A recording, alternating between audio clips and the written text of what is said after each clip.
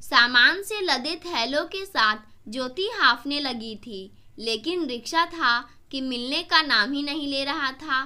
थक हार कर ज्योति पास ही के एक रेस्टोरेंट में घुस गई और एक ठंडी लस्सी ऑर्डर कर दी। फिर काउंटर पर गरम गरम समोसे निकलते देख उसके मुंह में पानी आ गया। उसने 2 समोसे भी ऑर्डर कर दिए। अपनी थुलथुल काया और थैले संभालती वह एक कोने वाली सीट की ओर बढ़ गई। एक टेबल के पास से गुजरते हुए उसने महसूस किया कि उस पर बैठा स्मार्ट सा नवयुवक उसे बहुत ध्यान से देखे जा रहा था, लेकिन ज्योति को नहीं लगा कि वह उसे जानती है और ऐसी बेडौल होती काया पर कोई लाइन मारेगा, इसकी उसे उम्मीद नहीं थी। इसलिए वह इत्मीनान से अपने घर पर फ़ोन लगाया और आया से बेबी के बारे में पूछने लगी। जब उसे पता चला कि बेबी अभी तक सोई हुई है तो उसने संतोष की सांस ली। क्या मैं यहाँ बैठ सकता हूँ? उसी नवयुवक को अपने इतने समीप पाकर ज्योति चौंक उठी। आपने शायद मुझे पहचाना नहीं, युवक कुर्सी खींचकर बैठते हुए बोला। मैं विनय हूँ, आपके नरेन जीजा जी का छोटा भाई। आपकी सीमा दीदी की शादी में आपसे मुलाकात हुई थी। हाँ, याद आया। विनय नाम है ना तुम्हारा? और तुम बीकॉम ऑनर्स कर रहे थे, पर तुम तो बिल्कुल बदल गए हो। मैं क्या, कोई भी तुम्हें एक बार में नहीं पहचानेगा। आप भी तो कितना बदल गई है। खैर, इंडियन लेडीज़ में शादी के बाद यह बदलाव तो आता ही है। विनय का मंतव्य समझ ज्योति झेंप गई थी। अपनी थुलथुल होती काया पर उसे इससे ज़्यादा शर्मिंदगी पहले कभी महसूस नहीं हुई थी। बरबस ही उसे ख्याल आ गया कितनी कमनीय और सुडौल काया थी उसकी। सहेलियां उसे देखकर ईर्ष्या से आहें भरती थी, पर माँ बाप के दिए संस्कारों ने उसे कभी अपने रूप और छरहरी काया पर घमंड नहीं होने दिया था। वह हमेशा से ही सामने वाले को गुणों को देखकर दोस्त बनाना पसंद करती थी, ना कि रूप को देखकर। इसीलिए सीमा दीदी की शादी में आए नरेन जीजा जी और उसका यह भाई विनय जब उसकी प्रिय सहेली कविता के सांवले रंग और छोटे कद का मजाक बनाने लगे तो ज्योति से सहन नहीं हुआ था और वह उन्हें टोक बैठी थी। कोई आप लोगों को मोटा और चश्मिश कहे तो आपको कैसा लगेगा? ज्योति के तेवर देखकर दोनों के चेहरों का रंग उड़ गया था। ज्योति को भी अफसोस हुआ था कि उसे ऐसा नहीं कहना चाहिए था। वेटर दोनों के ऑर्डर रख गया था। विनय ने जूस मंगाया था। सामने रखे समोसे जिन्हें देखकर ज्योति के मुंह में कुछ देर पहले पानी आ गया था, अब वो समोसे उसे मुंह चिढ़ाते प्रतीत हो रहे थे। उस दिन उसने दोनों भाइयों को संतुलित दृष्टि पर कितना लंबा चौड़ा भाषण दिया था। देखिए, रूप रंग सब भगवान देता है, इसलिए उसका मजाक बनाना उचित नहीं है। हमारे हाथ में है अपनी काया को स्वस्थ, सुडौल और आकर्षक बनाना, अपने गुणों को इतना उभारना कि ये कमजोरियां उसमें छुप जाए। आपके समोसे ठंडे हो रहे हैं, विनय ने चेताया तो पुरानी बातें याद कर ज्योति के चेहरे पर फिर से शर्मिंदगी के बादल मंडराने लगे। विनय ने शायद उसकी मनः स्थिति भांप ली थी। अरे, आप शर्मिंदा मत होइए, मैं तो बल्कि पुरानी उन सब बातों के लिए आपको धन्यवाद देना चाहता हूँ। मेरा यह बदला हुआ रूप रंग आपकी उसी समझाइश की बदौलत ही तो है। मैंने वर्कआउट और शामित खान पान से यह संतुलित देहयष्टि हासिल की है। मुझे मिस्टर राजस्थान का खिताब भी मिल चुका है। अरे वाह, बहुत बहुत बधाई। अब आगे की क्या योजना है? ज्योति ने एक समोसा खत्म कर दूसरा विनय के आगे बढ़ा दिया।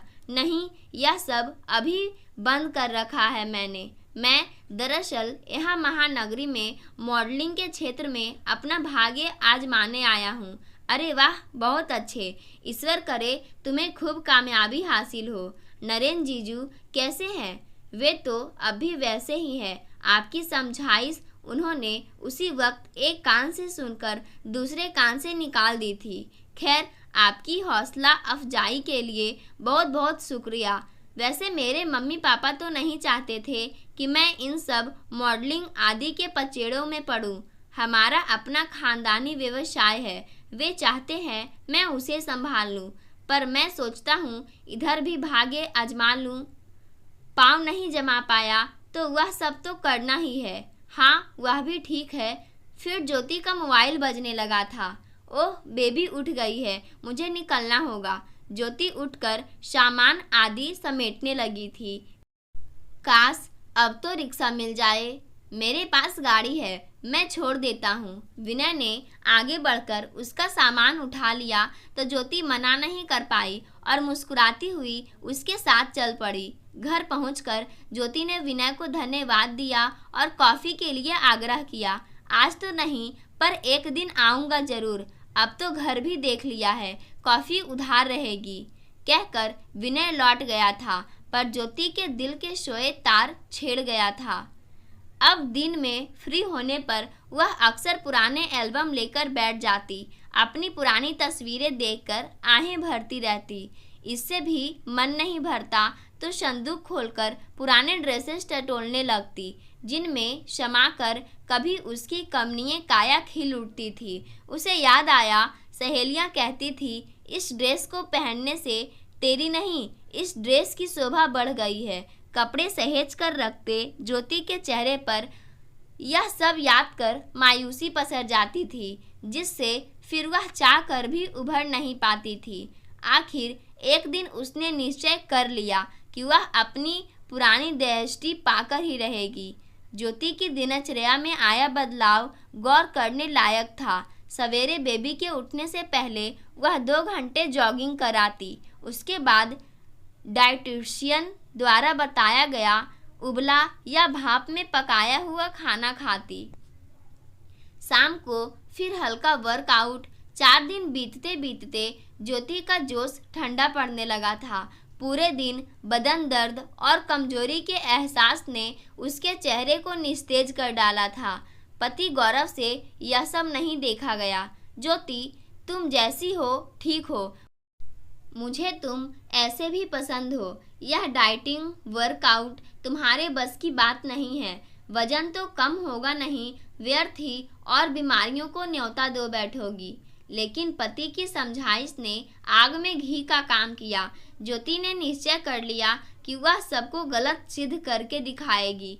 आखिर इंसान को कुछ तो अपनी खुशी के लिए भी करना चाहिए। वह दोगुने जोश से अपने अभियान में जुट गई थी। 4 से 6 महीना बीतते बीतते परिवर्तन स्पष्ट नजर आने लगा था।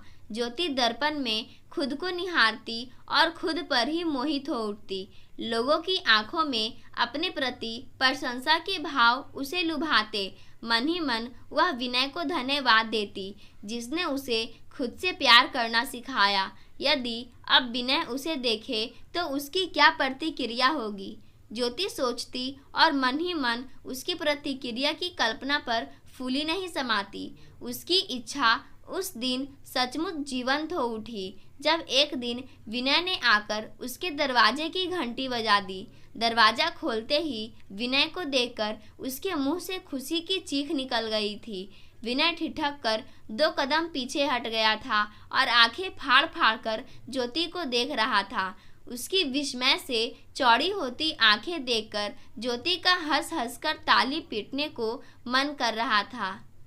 आप क्या कोई जादू जानती है? कभी शरीर में हवा भर लेती है, कभी निकाल देती है। ज्योति इस प्रतिक्रिया पर हंसते हंसते लोटपोट हो गई थी। विनय सामने सोफे पर बैठा उसे इस तरह हंसते देखकर मुस्कुराता रहा। यदि हंसी थम गई हो तो मेरे लिए कॉफ़ी बना लाओ। मैं तो अपना कॉफ़ी पीने का वादा पूरा करने आया हूँ। बेबी सो रही थी, इसलिए गरम गरम कॉफ़ी के घूंट भरते दोनों देर तक बतियाते रहे। इधर से गुजर रहा था, सोचा आपको निमंत्रण देता चलूं। 2 दिन बाद मेरा शो है। मैं चाहता हूँ आप मुझे रैप पर वॉक करता हुआ देखें। हाँ हाँ, क्यों नहीं। कुछ सीने मैगजीन्स में पढ़ा था तुम्हारे बारे में। कुछ ऐड वैड भी किए हैं? हाँ, 2-4 छोटे मोटे। ज्योति गौर कर रही थी। विनय के चेहरे पर वह खुशी नहीं थी जो इच्छित वस्तु पा लेने पर इंसान के चेहरे पर आ जाती है।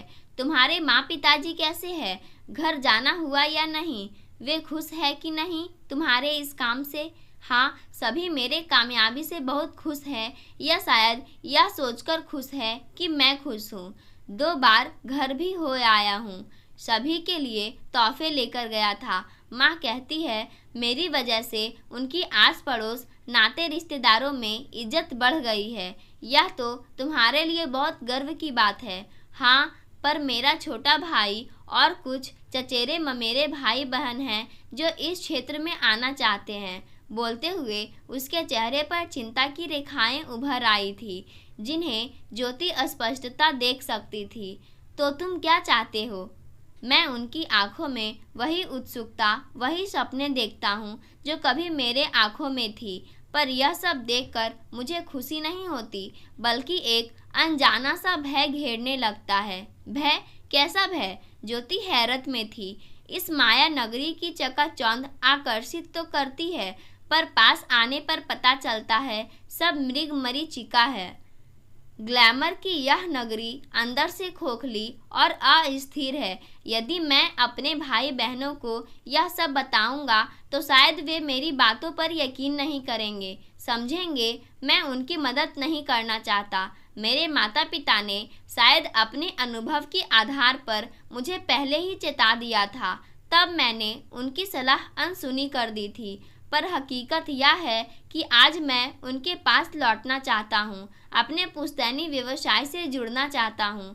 वहाँ मेहनत है तो साथ में सम्मान, प्यार और निश्चित आय भी है। यहाँ सिर्फ मेहनत है और किसी चीज़ की गारंटी नहीं है। मैं असमंजस में हूँ कि क्या मुँह लेकर लौटूं और किस मुँह से अपने भाई बहनों को यहाँ ना आने की सीख दूँ।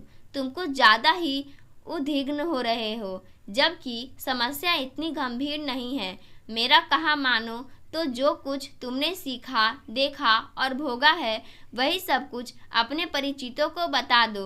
अब यह उनकी इच्छा है कि वे क्या कदम उठाते हैं। कई बार हम अनजान ही किसी के आदर्श बन जाते हैं, जैसे कि मैं तुम्हारी आदर्श बन गई थी। तुम अपने भाई बहनों के आदर्श बन गए हो। तुम मेरे रास्ते पर चलते हुए कामयाबी की सीढ़ियाँ चढ़ते चले गए। मिस्टर राजस्थान बने, फिर मॉडल बने, और मैं अपने ही दिखाए रास्ते से भटक गई। फिर तुम्हें देखा तो अपना आदर्श याद आया, फिर सही राह पर चलने लगी। लेकिन तुम्हारे भाई यानी जीजू ने सब देखकर भी अनदेखा कर दिया। वे आज भी वही हैं, आगे नहीं बढ़ पाए।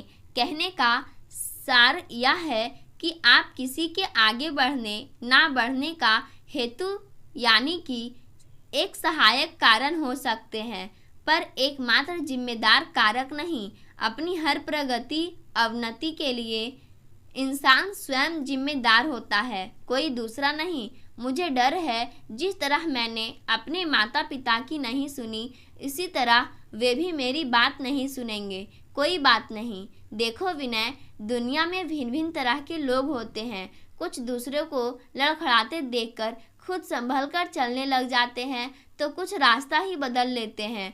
कुछ खुद के लड़खड़ा कर गिरने का इंतजार करते हैं, फिर संभलते हैं। तो कुछ ऐसे भी होते हैं जो सब कुछ देखते सुनते हुए भी अंधे बहरे बने रहते हैं। उनका कुछ नहीं हो सकता। इसलिए बिना कोई अपराध बोध पाले तुम अपना पक्ष दुनिया के सामने रख दो। अब कौन क्या निर्णय लेता है इसके लिए वे स्वयं जिम्मेदार होंगे, तुम नहीं। जहाँ तक माता पिता के पास किस मुंह से लौटने की बात है, तो इंसान को ऐसा सोचना भी नहीं चाहिए। दुनिया में एक माता पिता ही तो ऐसे हैं जिनके पास लौटने में इंसान को कभी संकोच नहीं करना चाहिए, क्योंकि उनका प्यार निस्वार्थ होता है। यदि हम सच्चे दिल से क्षमा मांगते हुए उनके पैरों में झुकेंगे तो उनके घुटनों तक ही झुक पाएंगे, क्योंकि पहले ही उनके भावातिरेक से कांपते हाथ हमारे कंधे थाम लेंगे। अपनी बात समाप्त कर ज्योति ने नजरें उठाई तो पाया विनय का चेहरा आंसुओं से तर था, पर चेहरे पर संतुष्टि के भाव थे। शायद उसे अपनी राह मिल गई थी। पाठकों, आज की कहानी यहीं समाप्त होती है। धन्यवाद।